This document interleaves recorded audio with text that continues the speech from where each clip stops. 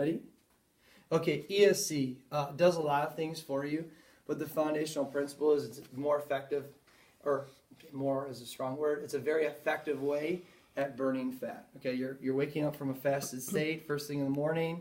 Your body's going to naturally want to gravitate towards using the fat for energy opposed to protein because you have limited glucose available. Now, granted, there isn't any one given state where you're just, I'm only burning fat because I'm doing ESC. No, glucose is always being burned, and when there is no glucose available, it's not going to be good. So, if you can keep that heart rate about 120 beats per minute, 30 minutes is enough. However, this is not a challenge. Let's say, like today, I didn't even do ESC, just to be honest, but yesterday I did 10 minutes, but it was still, like some people, here's an example I like to give.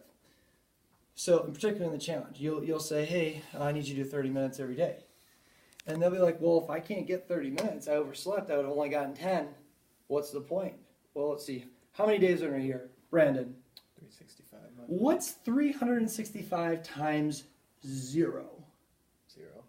What's 365 times 10?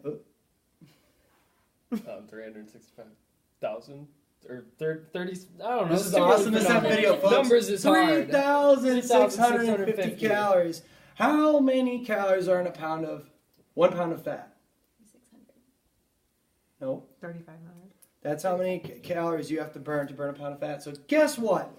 If you did nothing else in a year, so you never did a challenge, and you ate the amount of food your basal metabolic rate or you're supposed to eat, but you did 10 minutes of ESC at age 25 and on every single day, you can actually probably, I didn't do the math on this in advance, this was more of an example I always use with clients, and I didn't even do the math on that because I'm not smart enough, but you would lose a pound of fat every year. So you typically, I remember, there was a reason why I did have this example. I just haven't used it in like a couple of years.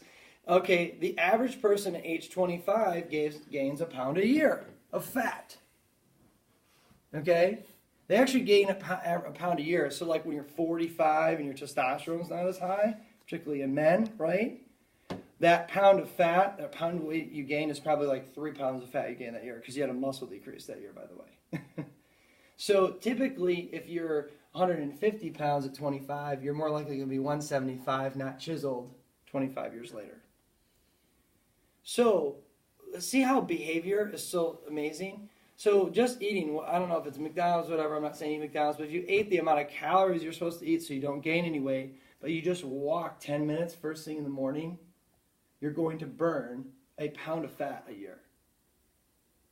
Now, that's not our expectation for someone in our program, but I think that needs to be highlighted. I'll make a video on it and have an actual graph showing that because that's where I used to do, I think, 20 years ago. But anyway, super powerful. So ESC, very important. When's the next best time? If ESC doesn't work, when would you have them do cardio for most effective fat burning? Anybody? Or Brandon? Let me ask Brandon. I know you're going to know the answer. Post boot camp. Yeah, I know. Why would I think you not know? You're a damn challenge coordinator. Where's the challenge coordinator? He knows that. Okay, what would be the next best time, Patty? Option C would be before dinner.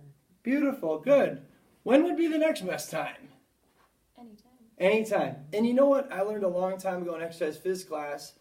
They say it takes about 30 minutes to burn enough glycogen where your body really starts to tap into more fat stores for help.